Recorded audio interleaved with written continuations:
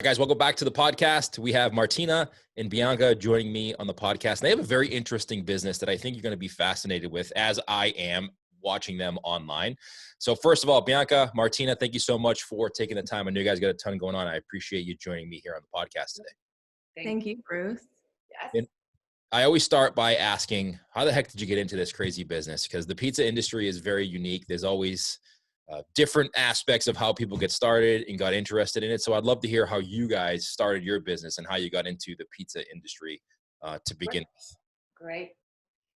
Bianca, why don't you go ahead with the emotional connection that our family has with pizza and who we are, and then I can definitely just integrate with where my passion and my idea came from. Perfect. So you might be able to see the resemblance, maybe not. So I am Martina's daughter, and we are Italian. My mother was born in Bologna, Italy, in the north, and although she moved here in the late 80s to marry my father and kind of kickstart their life in the US, Italy has always been a huge part of our upbringing. You know, we grew up speaking Italian. We grew up spending summers with our family in Italy. And I think by nature of that, food was always extremely present in our life as something that brought people together, that you shared memories around.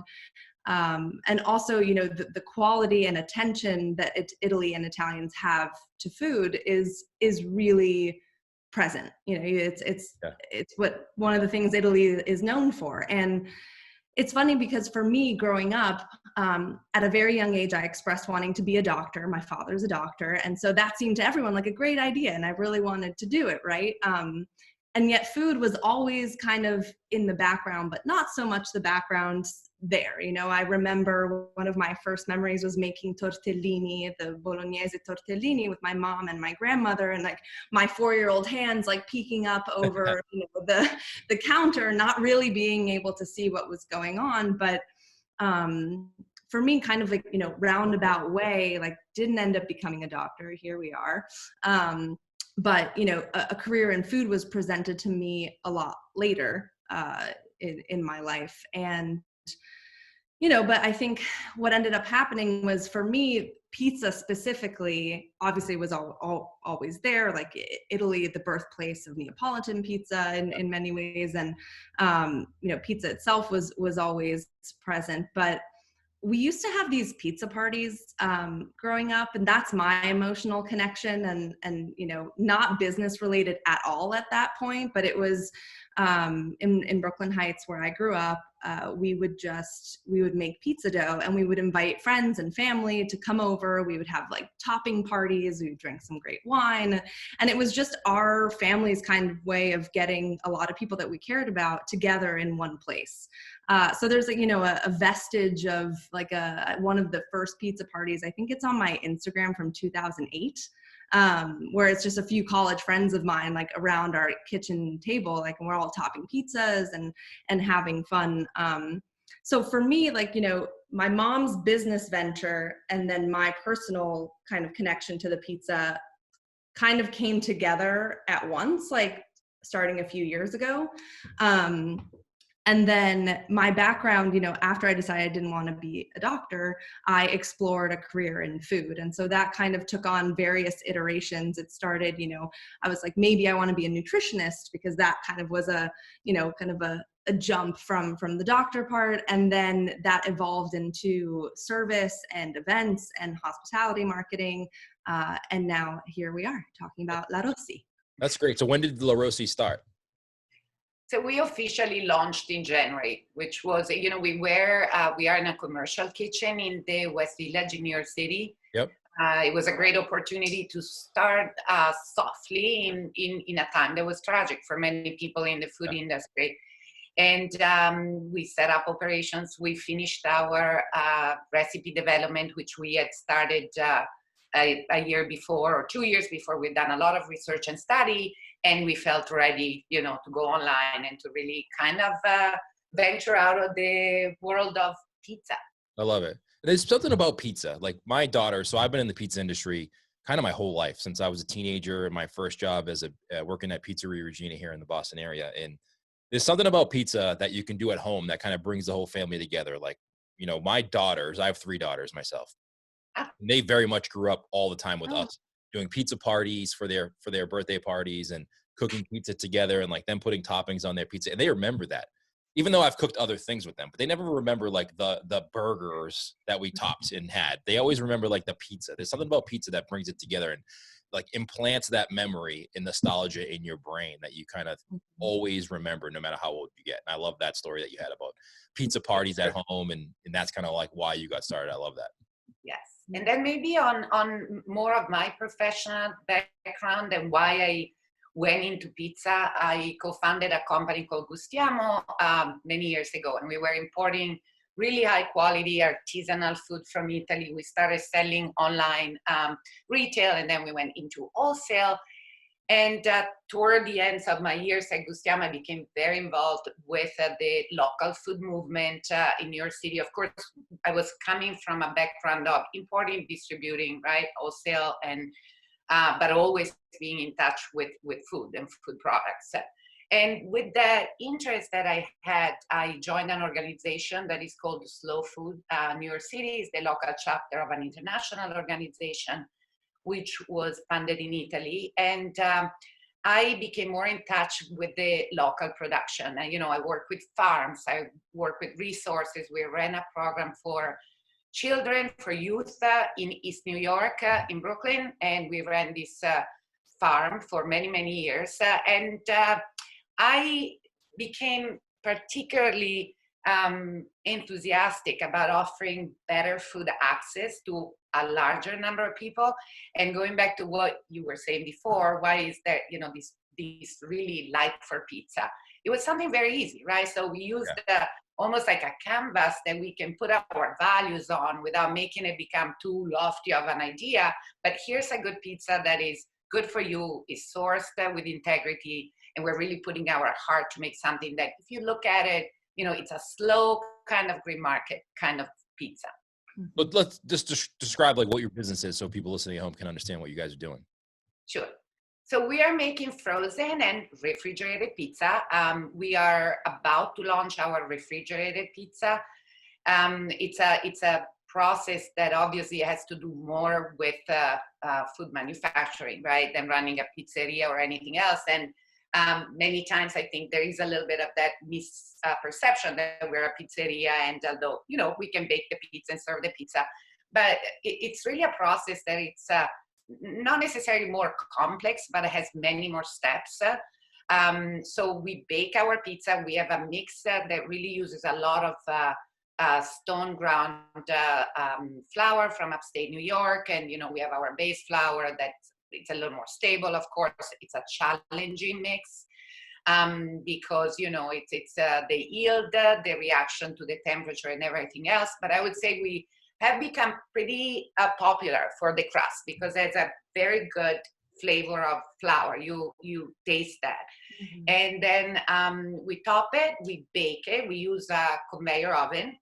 And we are not ashamed of using machines or things that are really allowing us to not stress the product, to take care of it in the best possible way. And so our conveyor oven is from Italy, as a stone, which replicates that feeling and that look and that taste of almost a brick oven. Bake it, blast freeze it, and vacuum seal it. And so the pizza is ready to go, right? So you can purchase the pizza here on the spot, but we also deliver larossipizza.com in New York City for now, testing national shipping.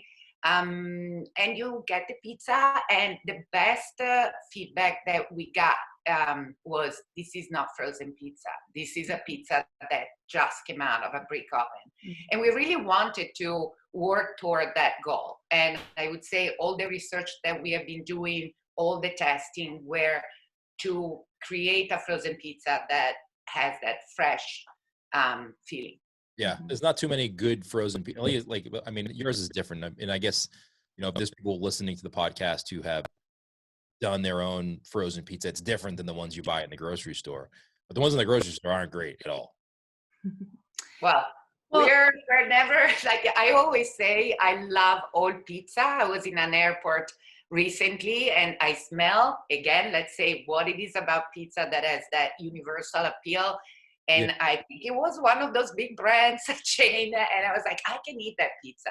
But again, for us to be able to put out there, put on the market something that has a really transparent aspect about it. You can come to us and you can say, where did you get that onion? Where did you get those, seasonal toppings, that tomato? And a very short, clean label was very important, because there's so much that happens when you are, when you're going on that track, right? With making food, then of course we pay attention to all the aspects. When we say, we want to be sustainable, sustainability is a very difficult topic to address for a company, but we have a director of sustainability, because we really think that from packaging, from where the food is coming from, how are the people treated in the company that are making the food and in our company, was always really important for us. Mm-hmm. How long have you been on this? I know you said you started, like, you just kind of launched it in January, but I'm sure there's been a lot of work behind the scenes to kind of get this rolling. Especially, did this start in 2020 with the whole pandemic, or were you working on this before then? We were working on it before. I think we were getting a little bit stuck in that pattern of perfection. We want to, paralysis through analysis, but we have been also working, and it's a big aspect of what we're doing. We always maintain very close relationship with Italian companies. Our advisor and partner owns a very successful refrigerated and frozen pizza production in Italy. So we were really dipping into his experience, because we were new to the frozen and refrigerated. So we had this idea to do it from the beginning. We never didn't want to make frozen or refrigerated, but so we did a lot of tests in Italy. And we actually shipped American flour to Italy, which is kind of like the opposite of what happens, because we thought that in Italy, there's still a very strong attention of the artisans, and really a skill to use ingredients that are, again, not industrial, or because it's just the history of Italy, right? Right. So maybe we are, for a while, we were lagging behind in industrial kind of production, but the small to medium size artisanal productions are very advanced. Mm-hmm. Yeah. And, Bruce, we get asked a lot, like, so why didn't you start a pizzeria? Why did you go frozen first? And a lot of that does come from the Italian background, because you can see that in the United States, a lot of the time you have pop culture trends, they start here and they work their way across the rest of the world. But if you look at the history of food, even slow food, right? The chapter that my mother and I are both involved in, and a portion of the sales from the pizza from La Rossi go towards supporting slow food New York City. That movement was born in Italy in the early 1980s. So I think you've seen a history of Italy and Europe in general. They've always cared about food, about what they put in their food, and celebrating sustainability too. Chilometro zero, which means 0 kilometers, was born in Italy, and is the idea that you source as locally as possible, as much as possible. And so both frozen and refrigerated, those sections in the grocery stores, like, that gives you an opportunity to be more sustainable across the entire food system. Because if you have a frozen pizza, right, you know exactly the quantity, it's not going to go to waste. You pull it out when you eat it, you decide when. And refrigerated, in that sense too, a refrigerated chain like that requires less energy than the frozen. It requires, less energy across the entire situation, which is part of the reason that appealed to us, coupled with, just research in the growth of these categories. And something I'm particularly passionate about, I think, is that the rise of frozen and refrigerated, it was always happening, but the pandemic definitely accelerated that, to the point where I think, now you have a generation of individuals, especially Gen Z and millennials, who care about the environment and about these social good values more than any generation ever has before, right? And you have these young people who are coming into their purchasing power as adults, and they're wielding their money for good. So all of a sudden they don't want the frozen pizza of 20, 30 years ago, right? Or any kind of frozen food. They want convenience, like America always has, but they are willing to pay for quality now and demanding it too. So I think we've really seen, we're firmly in the CPG frozen space, and we have a lot of, what we call, friends in like an IPSA is a really good, not in pizza, they do kind of frozen meals, but just this rise towards quality in the frozen and refrigerated space, and refrigerated specifically is still so untapped here in the US. But if you go to grocery stores in Italy, in Paris, in France, in Spain, you see how much more available there is there. Like, is there frozen pizzas? Not frozen, but refrigerated pizzas. Do they sell that in Italy, like you're trying to do? Yes. Wow. Yes. Definitely they do. In general, these for sure. I mean, as Bianca was saying, I think that, music trends come from the US, a lot of trends, right? But food trends, we see them being born in Europe. And there's a very kind of a sudden spike in refrigerated high quality food.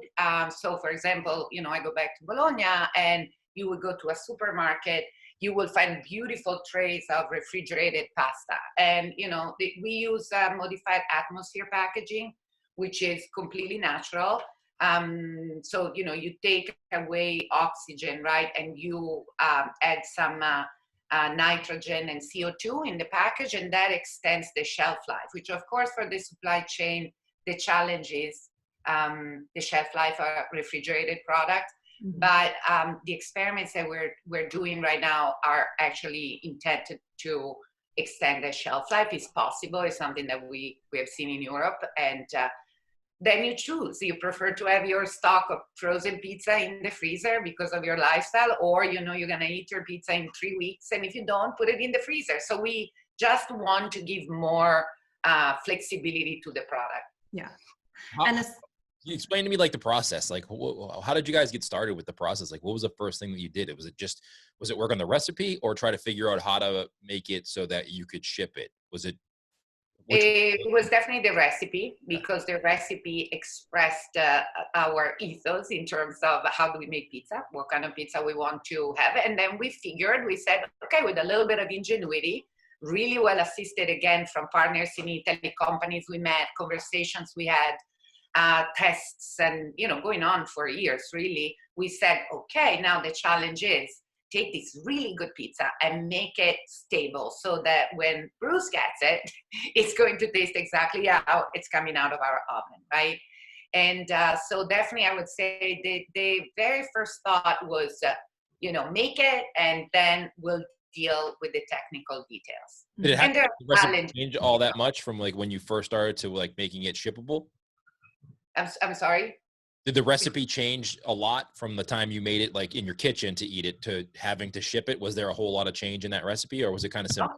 No, not at all, which was a beautiful surprise. Then technically, there are challenges, like there are little details of this production that, a pizza loses the vacuum, or why is it happening, and then we introduced new machines.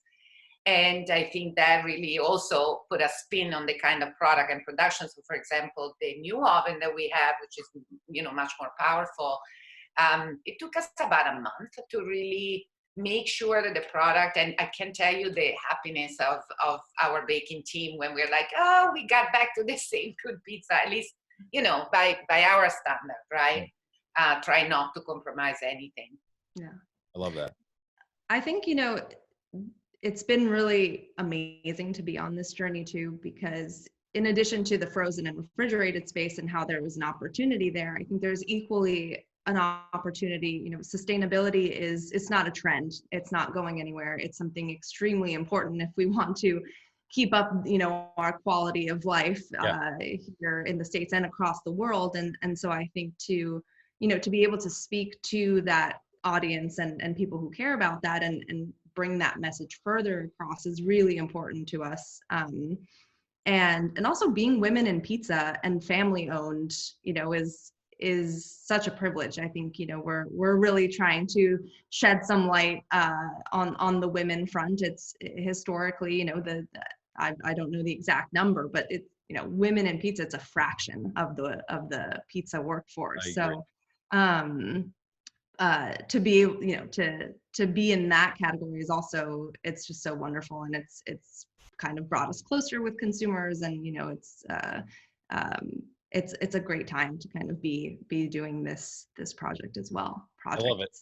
I mean, as a father of 3 daughters, I love when seeing any women in this business, in this industry, because I know women can be in any business. Like, there's no business that they can't do, but to see them in the pizza industry, which, like you said, hasn't traditionally had a lot of women in it. I love seeing women do anything in the pizza industry, because it just shows the younger generation who are looking, like the younger generation of people who are, 20 and below, are having a real hard time now figuring out what they want to do with their life, right? They go through school, they know that they think that college is the way, but they go to college, they don't know what they want to do. And but there's so many opportunities for them to explore industries that maybe they haven't thought of. And I love the showcasing and seeing people who, women especially, who are in these businesses who weren't traditionally women had a ton of women do these jobs. I love being able to showcase them and like show my kids, like, see, you can literally do anything you want. Any industry that you think is not women heavy centric, like do it, break the mold and go in there and do it. I love it. Exactly. Well, that would be enough to encourage them. Yeah. Supportive dad, Emma. And that's something that we want to do in the future, and even I'd say, like, even now, we're not as small a team as we were a year ago, but we're on the smaller side of teams right now and hoping to grow. But we love working with people who maybe don't have any experience in pizza or in operations or logistics. But if historically, I've always wanted to take, not chances, that's the wrong word, but just work with people like that, because just because you don't have experience in something doesn't mean like you can't add value or that you're not great in that capacity. And I think, as someone who did find it difficult at first to pivot, right? I had about 8 years of experience working in emergency rooms, fertility clinics. Like, all my experience was in medicine until I was 22. And then all of a sudden I wanted to go into food, and I really had no idea where to start, because no one would really hire me because I had no experience. But, so to be able to give opportunities to people who in that similar situation, especially women, is also really important to us. Yeah. I think enthusiasm and effort and hard work is much more valuable than a skill, because a skill is trainable, right? Like, I can't teach you to be enthusiastic about what you're doing, but I can teach you how to make a pizza. That's very easy for me to teach you. It's repetition. So I agree with that 100%. And we always say it's not rocket science, and this not to diminish the amount of effort that is required to come out with a beautiful pizza, be it a pizzeria, be it, a production like ours. So you can work around the products, and I completely agree that you need the attitude. You need that kind of, I can do it, I can learn, and that's the most beautiful thing. So you guys shipping, where are you shipping right now, your pizzas? We are really just test shipping, because you can imagine with dry ice, traveling and everything, we want to make sure that the product, so we did about 10 test shipping. We shipped to DC. There were a couple of company stores that were interested in carrying our pizza. So I said, okay, let's see how it gets there. And then to contacts of ours, we really wanted a feedback. You might be the next one that gets it. And then today to Miami and, New Jersey. So we're really just a very careful test of how does the pizza gets there, and the packaging and the solutions, because as we were saying before, also packaging is very important to us, right? How do you really do something that has less impact on the environment? And we are studying different kind of insulator and boxes, speaking to several companies. We are also starting trial with a compostable plastic bags for our pizza. It's 99% compostable, so we'll try how it's going. Right now, it's very simply packaged. The actual individual pizza is inside a plastic food grade vacuum sealable bag. And we hope to do a little better with that as well.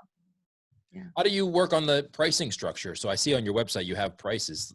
Is it the same? I guess it's kind of the same because your expenses are probably the same as if you had to rent and a ton of it. I guess, how does that work out? Because if you work in a regular place, like you have rent, but I'm sure you have much higher rent because you have probably a huger facility, right? Are you just going to go on volume, or how does the price work out for that?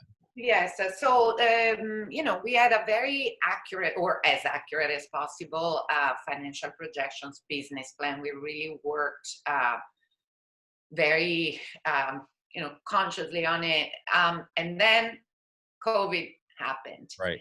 We were lucky because we had just finished our round of pre-seed fund, and had this idea that we would replicate a mini lab. So if you imagine a space, a small footprint space, we would mainly have a lab in the back, and then we would serve our frozen pizza. Again, there was no secret. Our bases are frozen. We top it seasonally, but also we would have sold packaged pizza to go. So it would have been like a cross between, casual pizza over the counter place and retail pizza place. Okay. So we were ready to go with that. And then this was exactly last year in February. We were almost ready to put a deposit on a lease in Brooklyn of a space that would have served perfectly this purpose. And then I was waiting for our partners from Italy to come, because we were, going back quickly into R&D and getting the place together. And then they, all of a sudden, Europe and Italy specifically really got the brunt of the first of the pandemic. And so they haven't been here since then. So all of a sudden it's me and Bianca, and we are saying, what are we doing? And we saw an opportunity actually to move into this kitchen, and you mentioned rent has not been crazy, because around us a lot of places emptied out. Right. A lot of business really sadly had to kind of leave overnight. And so we said, okay, we had a wholesale and direct to consumer in the plan year 3, and we had to kind of shift the order of things. And we said, let's start with direct to consumer, which is relative. There've been a lot of business, right, that moved into that delivery, online order delivery model. And then we found partners, wholesale partners, who deliver groceries. They're very much aligned with the kind of products that we support, and it's been beautiful collaboration. So, we're growing a little bit at a time, and also testing which market would stick. And I feel that we had the luxury of doing that because things slow down, and it was like, okay, let's just take our time and not invest a ton of money in what we're doing. We do invest a lot of money in equipment. That was always our idea, that we need great machines to make great food. There's an internal joke where we say, well, we're making food that is seriously good. Is not something that we are against. We hope to make a lot of good food and to offer to a lot of people. Yeah. But your customer base is everywhere too, right? Once you get it figured out, your customer base is everywhere versus just a geographical area where you can get to the customer within a time frame where they can get to you, where the product is hot and stays hot, right? Like there's only so far someone can travel, or you can travel when you own a business that is takeout or delivery or dine-in, because people aren't going to travel unless you're super good. It's not going to be very frequently, but they travel an hour, 2 hours to get to you. But you, on the other hand, once you get it all figured out and set up, someone in California could get a couple pizzas from you. They could be regular customers, right? As long as they're happy with the product and it gets delivered well. So that opens the opportunity for you to kind of have a larger footprint for customers than just a regular pizzeria in a specific spot. Yeah, absolutely. How are you getting the word out about what you guys are doing? We have a fantastic person here in the family. Well, it's Bianca's background too, right? She's worked in marketing and communication for a long time. I think she has very good relationships, and it's something. And also, I've been in the food business for years and years now. So I feel that I love that circle that we created around us, mutual support of food business people in food in many different permutation. What you do, it could be a writer, it could be a producer, it could be a resource or another food manufacturer. So I think that community really was important for us. Support us since the beginning. I find it a very friendly, very generous community in general. I don't have much experience with, other work communities, but I always feel that it's good to be in food. Yeah. So Bianca, you're like, is social media one of the platforms where you are trying to get the word out so people are aware, or is it a slow roll since you're not 100% ready yet? No, it's actually, I'd say we're kind of dabbling in many. So I'm also earning my MBA in marketing through Johns Hopkins University right now. And that kind of integrated approach has been really valuable too. So real world and school, because those two don't always go together. Exactly. No, my father was like, just start your own business. I'm like, well, we are. Right. But I do think that, yes, like everyone says, start your own business crash course MBA, but I think there's the other component to it where it's like the strategic tools, the business acumen that is required to grow and scale companies successfully. That is not always something, like, you can make a lot of mistakes, obviously, which is great. It's part-time. And so, I think it's great. But to your point, I mean, a question that we always ask ourselves, and as somebody with a background in hospitality marketing for almost 10 years now, it's always about who is your customer? Where are they getting their news? I think as a product that is, $10, $12, $13 at most, we have the luxury of having a very low barrier to entry. So it's not like you're spending $1,000 on a 3 Michelin star meal or booking a luxury vacation or a vacation at all. It's right. You have, it's much easier to experience our product. And so I think it's just very exciting to ask ourselves, like, okay, so who's buying this? For example, we have gotten feedback that while parents and adults are buying a lot of the pizza, it's their kids in college who are eating a lot of it, right? And so I was like, where do college kids get their news? And it's from friends and it's from TikTok. Yes. So right now we're exploring a potential collaboration with Manhattan Mini Storage, doing, like on a TikTok campaign. So thinking that way is it's important to be strategic, but also it's pizza, right? And so one of our favorite things about pizza is that everyone loves it, from a 2-year-old to a college teenager to, your grandmother, on the Upper West Side or in Iowa or wherever. And so it's really about understanding, like, where does everyone get their news? Because that looks completely different, right? From who might listen to this podcast to who is following us on Instagram. And while there's a lot of overlap, I think it's important to just be, strategic and multi-channel at the same time. And I think that's changing too quickly, right? Like TikTok 2 years ago, there was no like 30 or 40-year-olds on TikTok 2 years ago, but now that's very much different than it was then. And same with Instagram. Like, Instagram's even evolving. Like, things that the people who used Instagram 2 years ago are now moving over to TikTok, and Instagram is kind of plateauing with its growth.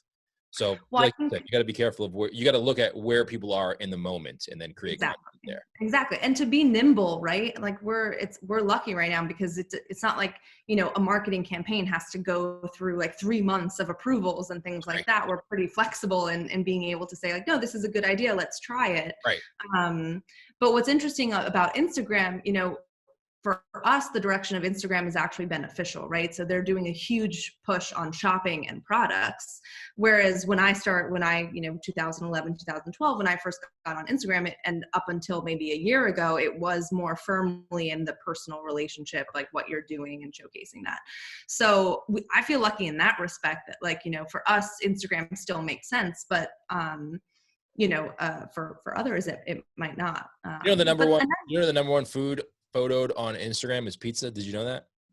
I didn't know that, but it does not surprise me. I always tell people, if you own a pizzeria, you're not putting or leveraging Instagram for your photos, you're making a huge mistake. I go to these pizzeria restaurant accounts and you go on there and there's not one photo of their pizza. I'm like, what are you doing? I know.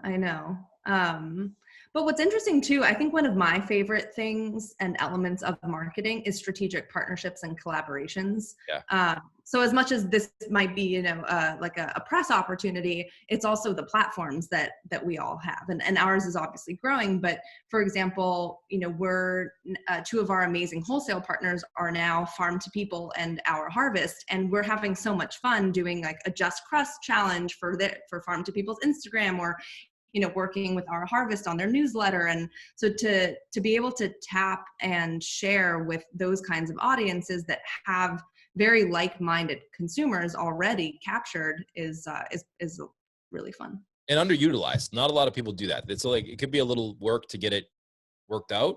Yeah. But there's not a whole lot of people doing that together with collaborations on either Instagram or TikTok right now still. Right. And then of course, yes, press. And I always say, because so outside of La Rossi and my MBA, I do consult freelance for a few clients in the hospitality space. And I always, media relations is changing so much from when I first got into PR marketing 10 years ago. I mean, it's, writers have less time, there's less budgets and less bandwidth. So it's really important to understand from a press perspective what you want. I mean, we were so fortunate to have an amazing announcement piece in New York Times, their Style magazine's newsletter, which was in the newsletter, and then it went online, and then it was also a social post. So it's almost like you have 3 placements in one, and we were reaching a very specific audience that, that we thought would like the pizza and who trusts, what is being put out across that newsletter. But what I say is also, there's different kinds of press. You have press that could be helpful for profile and perception and perhaps like in the future investors. And then you also have press that you want to be a part of in like kind of the trend area. And, but I think it's hard. Press is not very tangible sometimes. Like, if something's working, but you don't necessarily see like a mention in a placement and then, 15 sales from that. So it's a 360-degree approach for sure. What has been like the one you find the funnest?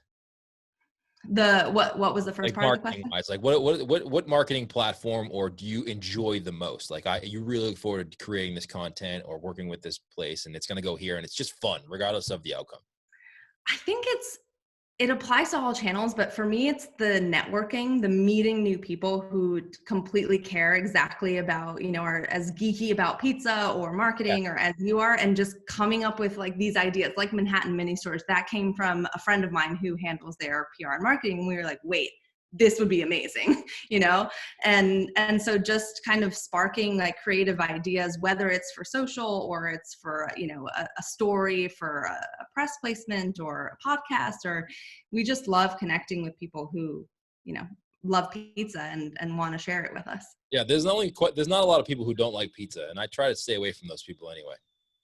Yeah. I mean, if you don't like pizza, we don't trust you. Yeah. Exactly. Unless it's like a dietary thing and you can't eat it, we'll make an exception for you. But if you're like, just don't like it, then yeah, it's not someone we want to hang out with. Which is interesting that you bring up the dietary, because we've gotten a lot of questions about when are you making gluten-free, when are you making cauliflower, and my mother and I, we have these discussions, whereas we recognize the purchasing power that and the profit or that we might see from those. Then on the devil's advocate side, we're like, the product is going to be completely different. It's not going to be what we're offering. It's not going to be, the local flour that we're so proud of that yields this crust.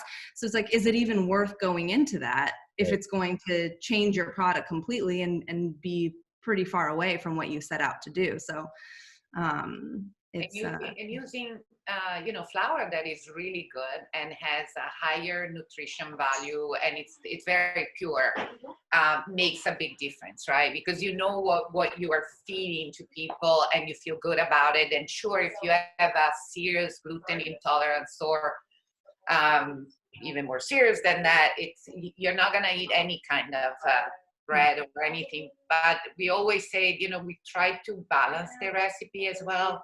Use very little yeast.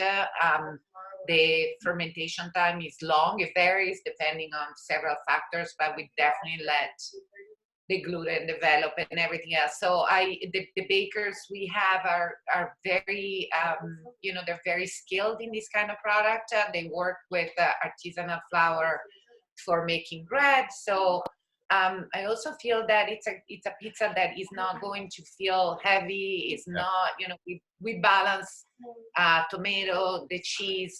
We keep it pretty simple and good for you. I like it. Yeah, and you know what?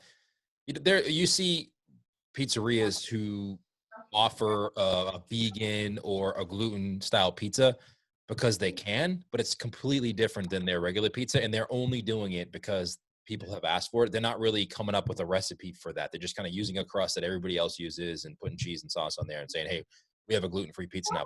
It's not, I don't want to say it's not good, but sometimes it's not like their regular product. It's just something that they have. And I don't know if you always necessarily want to do that. Maybe come up with, if you're a restaurant, gluten-free options without diminishing your product. We would like to look at that as a good challenge for us, to work on a gluten-free recipe that it's actually the highest possible quality that really utilizes. And I think that is not easy. And certainly we are trying to develop one product at a time and not rush and coming up with too many ideas, because it's where quality comes from too, right? Yeah, I enjoy that. I like that. I think that's a good idea. Not trying to do too many things, perfecting one thing instead of doing a lot of things. Okay. Yes. Right. Exactly. Well, this was fascinating. I very much enjoyed this conversation. Bianca, Martina, where can people go if they want to? I mean, can they order pizza from you now, or is it going to have to wait a couple weeks so you guys really launch it? A couple weeks. Definitely check out the website, larossipizza.com, and our Instagram, also La Rossi Pizza on Instagram, for updates. You can sign up to the newsletter. We don't bombard people. It's like once a month, once every 2 months, but that's where, you'd learn about any updates. But yeah, I'd say within the month of April, we'll be shipping nationally, which is really exciting. And if they have any questions, they can reach out to you on Instagram, or your website. We're very speedy on DM. It's hello, me. Yeah. We'll link it up in the show notes for this episode as well. So Perfect. it's La Rossi, LAROSSI Pizza on Instagram. Yes. Bruce, thank you so much. It was so fun chatting with a fellow pizza enthusiast, and we're excited to keep in touch and send some pizza very soon. I will be your guinea pig for testing it out in the Boston area. Perfect. Don't hang up yet, but it was good talking to you guys. I appreciate you joining me. Thank you guys so much. And don't forget to check out the show notes over at smartpizzamarketing.com. We'll link up everything we mentioned on this episode. Ladies, don't hang up, but it was my pleasure having you on the podcast today. Wonderful. Thank you, Bruce.